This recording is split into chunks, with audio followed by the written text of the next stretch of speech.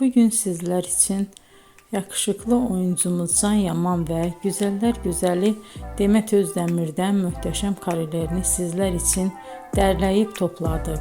Can Yaman İnadına Aşk, Bay Yanlış, Dolunay, Erkenci Kuş dizi gibi dizilerde rol almış arkadaşlar ve herkes tarafından çok beğenilmişti.